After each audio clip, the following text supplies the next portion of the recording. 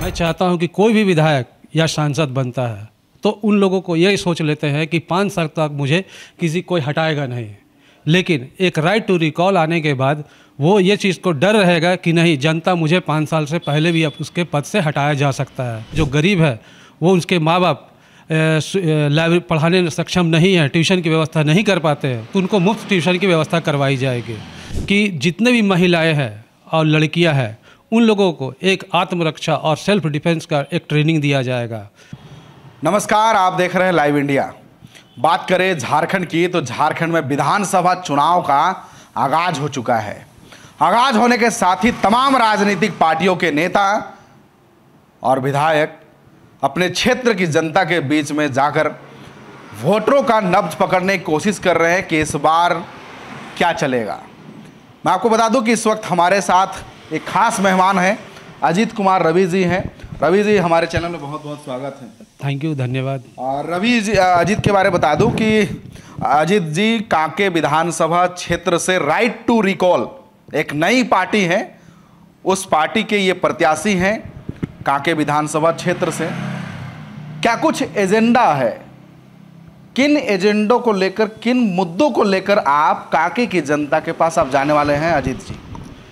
जी, हमारे पास तो चुनाव को लेकर के काफ़ी सारे मुद्दे हैं। उनमें से पहला मुद्दा ये है कि एक राइट टू रिकॉल जो हमारे पार्टी का नाम है, इस मुद्दे के तहत मैं चाहता हूं कि कोई भी विधायक या सांसद बनता है तो उन लोगों को यही सोच लेते हैं कि 5 साल तक मुझे किसी कोई हटाएगा नहीं, लेकिन एक राइट टू रिकॉल आने के बाद वो ये चीज़ को डर रहेगा कि नहीं, जनता मुझे 5 साल से पहले भी अब उसके पद से हटाया जा सकता है, तो इस चीज़ को लागू करना है। दूसरा मुद्दा है कि जितने भी स्कूल के बच्चे हैं उन लोगों को मैं फ्री ट्यूशन की सुविधा और एक हाईटेक लाइब्रेरी की सुविधा दिलवाऊंगा, ताकि बच्चे अच्छे से पढ़ाई कर सके। जो गरीब है वो उसके माँ बाप लाइब्रेरी पढ़ाने में सक्षम नहीं है, ट्यूशन की व्यवस्था नहीं कर पाते हैं, तो उनको मुफ्त ट्यूशन की व्यवस्था करवाई जाएगी। तीसरा मुद्दा ये है कि स्कूल के जितने भी बच्चे जो बस से आना जाना करते हैं उन लोगों को बस की एक विशेष सुविधा प्रदान की जाएगी, जो कि जैसे सांसद, विधायक, मंत्री, अधिकारी उन लोगों की गाड़ियों को कहीं पे भी ट्रैफिक में रुकना नहीं पड़ता है, उसी प्रकार स्कूल के बच्चे का भी गाड़ी कहीं पे ना रुके और वो बच्चे समय से अपने घर पे पहुंच जाए, ताकि गार्जियन परेशान नहीं हो और बच्चों को किसी भी तरह का कोई दिक्कत नहीं हो।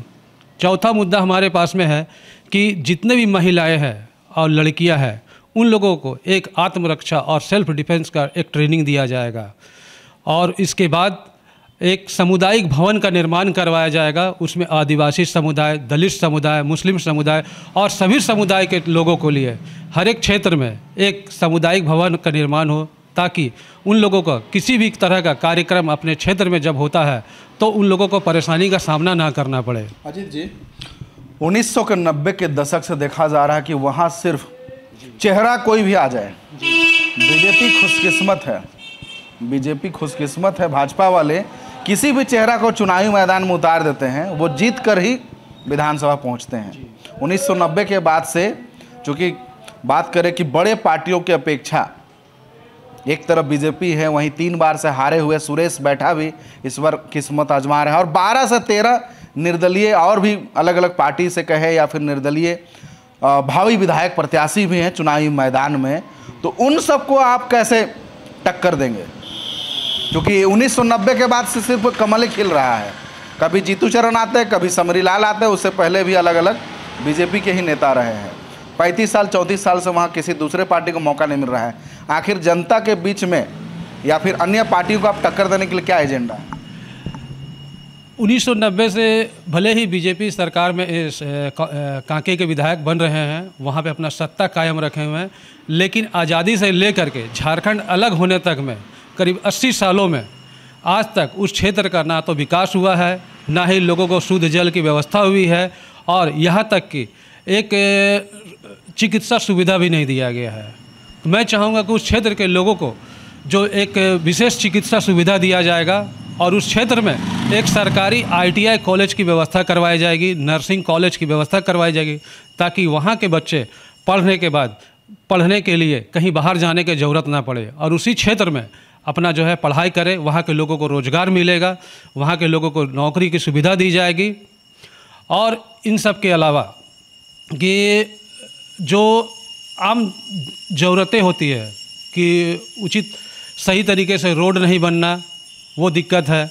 कहीं जगह पुल का सही से निर्माण नहीं किया गया है, लोग जो है पानी में बरसात के समय में उन लोगों को काफ़ी आने जाने में दिक्कत होता है, तो उस चीज़ का एक उचित व्यवस्था करवाया जाएगा।